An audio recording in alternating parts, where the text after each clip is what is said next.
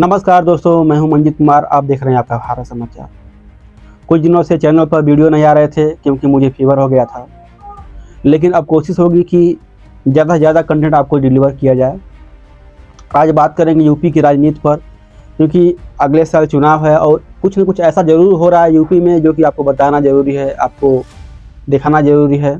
बसपा के विधायक उमाशंकर सिंह पर ईडी सीबीआई का छापा पड़ गया है, जिससे कहा राजनीतिक गलियारों में चर्चाएं तेज हो गई हैं। असली सवाल ये है कि क्या ये भ्रष्टाचार के खिलाफ कार्रवाई है या राजनीति का नया हथियार। अगर भ्रष्टाचार के खिलाफ कार्रवाई होता तो बीजेपी के 80% मंत्री विधायक जेल में होते, क्योंकि सबसे ज़्यादा अत्याचारी, भ्रष्टाचारी, बलात्कारी, माफिया गुंडे बीजेपी में तो भरे हुए हैं।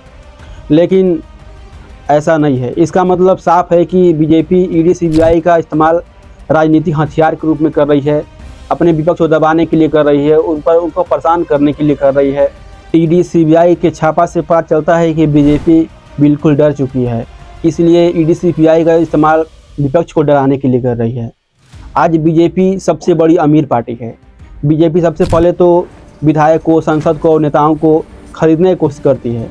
अगर ये भी नहीं कर पाती है तो इसके बाद वो डराती है, धमकाती है, ईडी सीबीआई का इस्तेमाल करती है, जिससे नेता डर जाएं और उसके खेमे में आ जाए। बीएसपी के इकलौते विधायक उमाशंकर सिंह, जो कि एक बड़े कद्दावर नेता के रूप में जाने जाते हैं, इनकी राजपूत समाज में बहुत अच्छा खासा पकड़ है, जिनको डराने की कोशिश किया जा रहा है। वो हाल के दिनों से ही बीमार चल रहे हैं, फिर भी उन पर अत्याचार किया जा रहा है, उनको डराया जा रहा है, धमकाया जा रहा है। ये कहाँ तक सही। बीजेपी ऐसी पार्टी है जो कि विपक्ष को डराने के लिए साम, दाम, दंड, भेद सब इस्तेमाल करती है, किसी तरह डराया जा सके। लेकिन उमाशंकर का यही गलती है कि वो दबने के लिए, डरने के लिए, झुकने के लिए तैयार नहीं है, इसलिए उन पर ईडी सीबीआई का छापा पड़वाया जा रहा है। क्या लगता है, ये सिर्फ उमाशंकर सिंह पर कार्रवाई है या फिर बीएसपी पर दबाव बनाने की कोशिश किया जा रहा है? क्योंकि जितना बीएसपी आज एक्टिव है, जानकारों का कहना है कि सिर्फ 1995 और 1997 में इतना एक्टिव थी।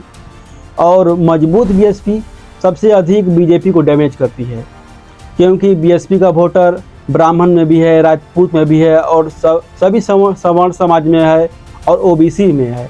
और बीजेपी का भी वोटर सवर्ण समाज है और थोड़ा ओबीसी समाज है, इसीलिए बीजेपी को खतरा है। अगर ये सब वोटर बीएसपी के पास आ जाएंगे तो बीजेपी बहुत ज़्यादा कमज़ोर हो जाएगी, इसलिए इनको डर सता रहा है, इसीलिए कार्रवाई कर रहे हैं, छापा करवा रहे हैं ईडी सीबीआई का।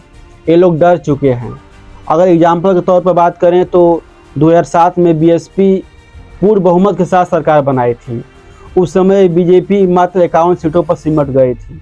इससे आप समझ सकते हैं कि जब मजबूत होती है बीएसपी तो सबसे ज़्यादा घात करती है बीजेपी पर, इसलिए बीजेपी वाले बहुत ज़्यादा डरे हुए हैं।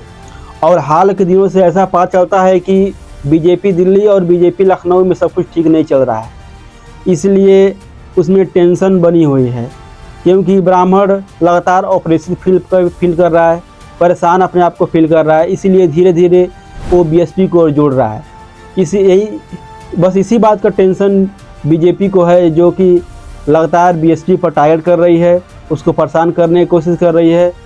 सभी लोग जानते हैं कि बीजेपी सिर्फ विपक्ष को परेशान करती है, चाहे वो लालू यादव हो, मायावती हो, या सीवी सोरेन हो, हेमंत सोरेन हो, केजरीवाल हो, राहुल गांधी हो, सबको बीजेपी ने फंसाया है। उनको किसी तरह फंसाने की कोशिश करता है, फंसा रखा है।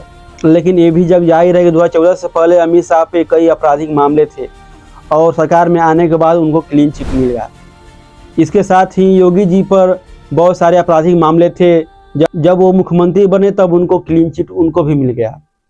सभी लोग जानते हैं कि सबसे ज़्यादा अपराधी बीजेपी में ही भरे हैं, लेकिन ये ईडी सीबीआई का लगातार इस्तेमाल डराने के लिए कर रहे हैं, विपक्ष को परेशान करने के लिए कर रहे हैं, जो कि बेहद खतरनाक है। अभी इस समय बीएसपी ही एक ऐसी मात्र पार्टी है जो कि अपने ही विधायकों पर लगाम लगाने का काम किया था, कई विधायकों पर, क्योंकि बीएसपी शासन, प्रशासन, सुशासन के लिए जानी जाती है। आज भी लोग उसके कसीदे पढ़ते हैं। जब बीएसपी सरकार में थी तब बहन जी ने अपने विधायक को अपने गेस्ट हाउस पर बुलाकर वहां से उनको गिरफ्तार करवा दिया। ऐसा सिर्फ बीएसपी ही कर पाती है और किसी में दम नहीं है। वीडियो देखने के लिए धन्यवाद। जय भीम, जय भारत। आपका भारत समाचार को आगे बढ़ाने के लिए ज़रूरी है कि चैनल को सब्सक्राइब करें, वीडियो को लाइक करें, शेयर करें, कमेंट में अपना राय ज़रूर दें और इसको आगे बढ़ाना बहुत ज़रूरी है।